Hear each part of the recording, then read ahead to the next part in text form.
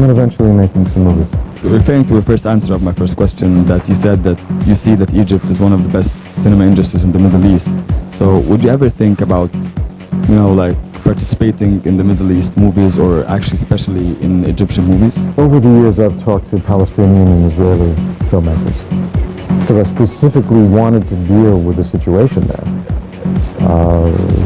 Americans are very invested in what happens in the Middle East.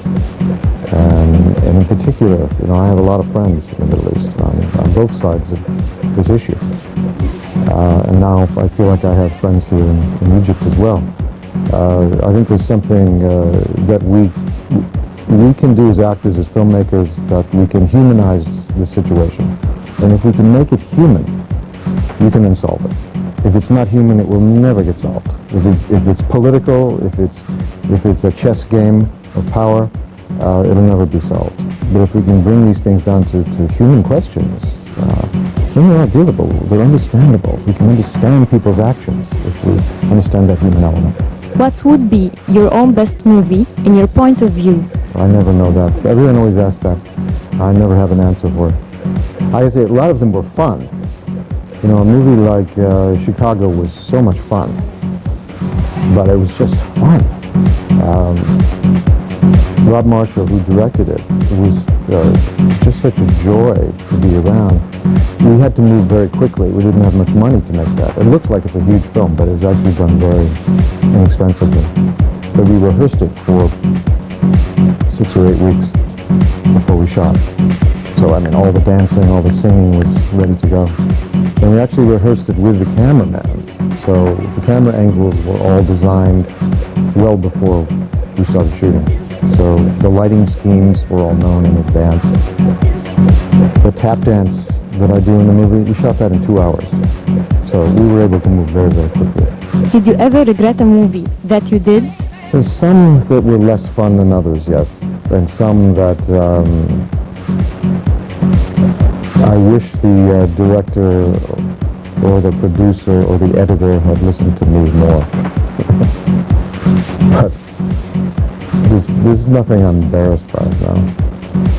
Yeah. Movies are a very, very difficult thing. They're always a moving target.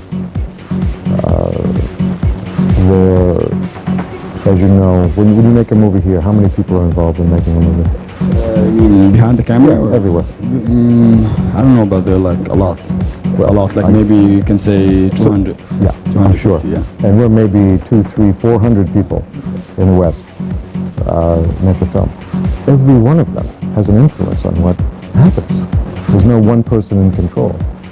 So that's the constant moving target is very human. It's the way it should be. I mean, it's not like this experience. It's soft making a movie, and it moves. So the fact that there are good movies that happen is almost a miracle.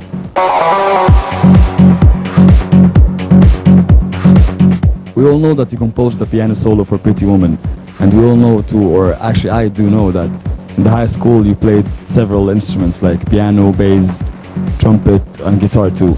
So why didn't you think about like taking the music industry as a professional career instead of the acting career?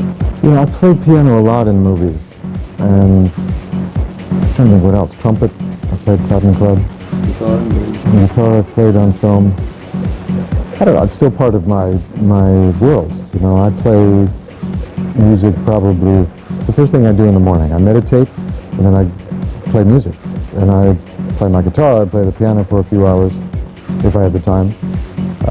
That's the constant part of my life. But it's nice having some things in your life that are not in the marketplace, that are just for you. But it doesn't matter what anyone else thinks about it. What is your best phase in your acting career? I mean, like, did you just like it when you just started in the beginning, or in the middle of your career, or right now? Well, I've been doing this for over 40 years. So, I don't know. I mean, everything changes. I know in the beginning, you know, I did not come from a family that was involved with entertainment or movies or anything like that. You know, my father grew up on a farm, milking cows. So this was all something that in many ways I felt like I was coming through the jungle with a machete, you know, trying to figure out how to do this.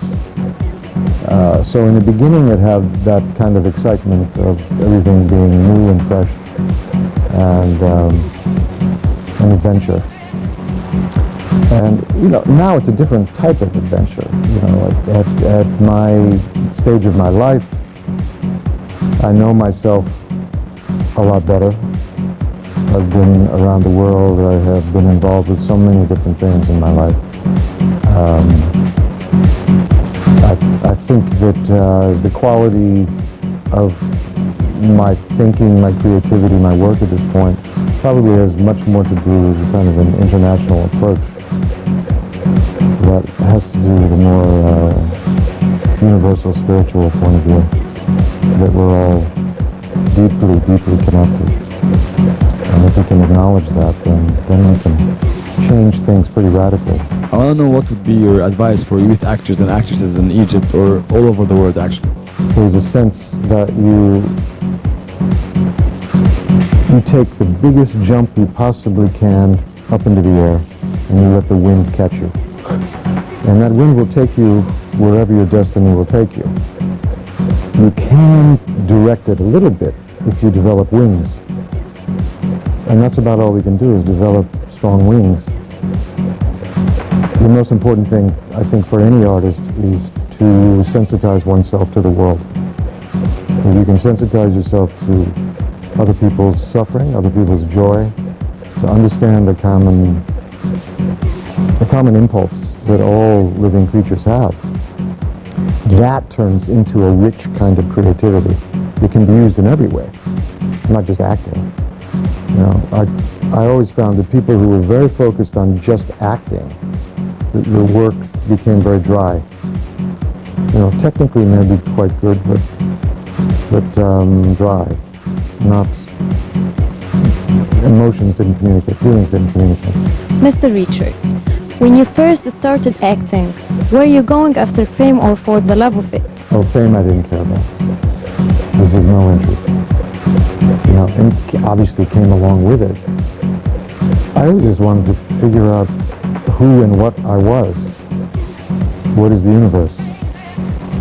What is reality? How does all this function? That all of this is the nature of a dream. Movies is a wonderful metaphor for the nature of reality itself. There is a dreamlike quality to the world, very much like a movie. And we pretend that there is a story that has a beginning, a middle, and an end. But we very much consciously create these things. A movie is an illusion. A dream is an illusion. Life itself, in many ways, is just an illusion. It's a story. It's a possible story. I want to know if your family are having fun with you here, because we know that they are with you here in Egypt this time. And how did they see Egypt till now? Oh, this is great. This is my second time in Egypt. And to see Egypt now through my children's eyes is really fun. Of course, we went to the pyramids, and we had this wonderful moment, but I wanted to be there at the end of the day, and as the sun was going down, and just until it got dark. So we were out in the desert, just watching the last of the light on the pyramids, very quiet. No one was there. I think it's a very special experience for my children and for me, for my wife. So we hope to have more of those kind of experiences here. Thank you for your time, Mr. Richard, and really, it was a great pleasure to interview me and Reham, and I hope to see you again and again in Egypt, and I wish you the best time here in Egypt ever. Oh, thank you so much.